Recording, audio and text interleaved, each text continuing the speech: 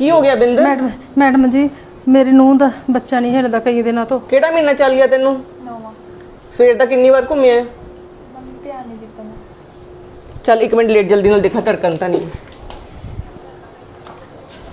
Madam जी घबराउण वाली गल ਤਾਂ ਨਹੀਂ? मैडम चेक करके दस सकती हैं बिकॉज जी मूवमेंट है वो ये चीज़ दसदी है कि अंदर बच्चा ठीक है या नहीं ठीक। ठीक है ना, मोस्ट लाइकली इन्हें ध्यान नहीं दिता होना तां करके घबराहट हो रही है इनू।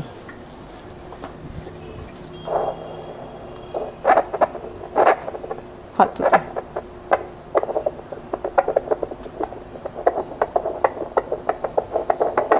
धड़कन ठीक है बच्चे दी? हाँ जी।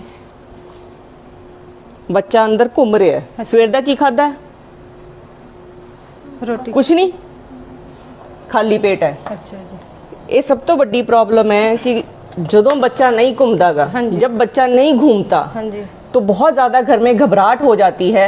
और ये बच्चे की मूवमेंट काउंट करना हाँ जी। अपने आप में एक ऐसा टेस्ट हाँ है जी। जो हमें ये बताएगा कि बच्चा अंदर ठीक है या नहीं ठीक। 24 घंटे डॉक्टर आपके पास नहीं रह सकते। हाँ। लेकिन अगर आपको मूवमेंट्स की काउंटिंग है वो मैं आपको बताती हूँ कैसे करना है। हाँ। और आपको क्या क्या करना है जिसमें हम ये ध्यान देंगे कि बच्चा और माँ दोनों ठीक ठाक रहेंगे। आप इनका एक अल्ट्रासाउंड करवा कर लाइए हाँ। जिसमें हमें ये समझ आएगा कि बच्चे को खून ठीक बराबर मिल रहा है हाँ। और बच्चे का ग्रोथ ठीक है या नहीं ठीक। आप जाइए, हाँ जी। ठीक है, हाँ जी। आप जाइए डॉक्टर के पास, हाँ। अल्ट्रासाउंड करवा कर आइए, फिर मुझे बताइएगा। ठीक है जी। ठीक है मैडम। आज मैं आपको वो चीज़ें बताऊंगी जो एक छोटा सा ये डिवाइस है इसके बारे में आपको बताऊंगी जो हमें ये बताएगा कि बच्चा मेरा ठीक है या नहीं ठीक पेट के अंदर।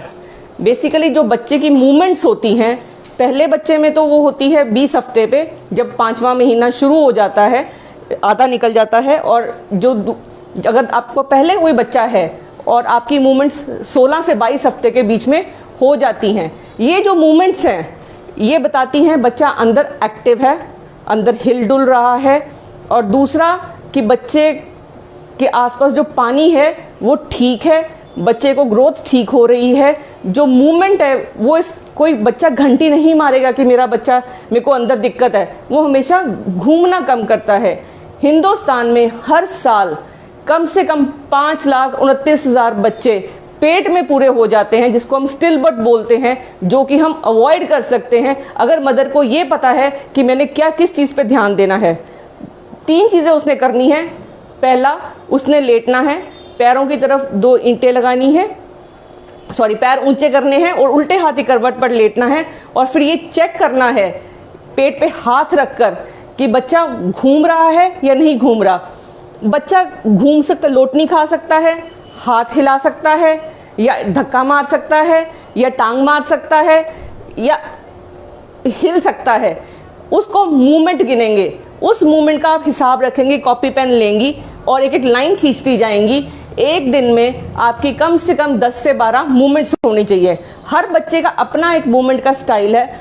दूसरी बात इस चीज़ का ध्यान रखेंगे कि जब आप रोज़ उसी टाइम पे आप मूवमेंट्स अपनी चेक करेंगे, अगर आपकी मूवमेंट्स एक दिन में आधे घंटे में 10 मूवमेंट्स हुई थी बच्चे की, तो आपको अगली बार अगर धीरे धीरे लगने लगे कि बच्चा कम घूम रहा है तो आप डॉक्टर के पास जाइए। अगर आपको कभी भी शक हो जाए कि बच्चा कम घूम रहा है, आप ये मत सोचिए डॉक्टर नाराज़ हो जाएंगे, पर इस चीज़ पर ज़रूर ध्यान दीजिए कि आपके बच्चे की मूवमेंट्स नॉर्मल होनी चाहिए, जो आप रोज़ महसूस करती हैं।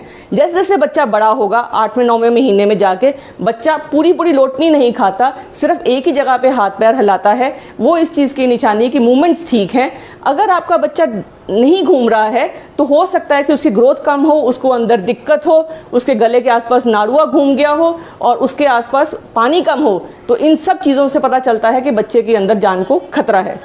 इसके अलावा अगर आपको लगे कि मेरा बच्चा कम घूम रहा है तो आप क्या कर सकते हैं घर में डॉक्टर पे जाने से पहले, अगर सारा कुछ ठीक है। सबसे पहले आप लेट जाइए, उसके बाद पैरों की तरफ 2 तकिए लगाइए, ऊंचा करिए पैरों को, उल्टे हाथ की करवट पर लेटिए, कुछ मीठा खाइए, जैसे आप बनाना खा सकती हैं, और कुछ पीजिए, पानी पीजिए, और फिर अपने पेट पे हाथ रखिए और फिर देखिए खाली पेट जब भी आप होंगी, आप भूख लगेगी तो आपका बच्चा घूमना कम करता है। जब भी माँ खाना खाती है उसके बाद बच्चे की मूवमेंट्स मैक्सिमम होती हैं। इसके बाद एक चीज़ आपने और करनी है, आप पेट के ऊपर आप ऐसे ऐसे ठोले मार सकती हैं, हल्का हल्का पैर को टैप कर सकती हैं पेट को। म्यूज़िक सुना सकती हैं बच्चे को।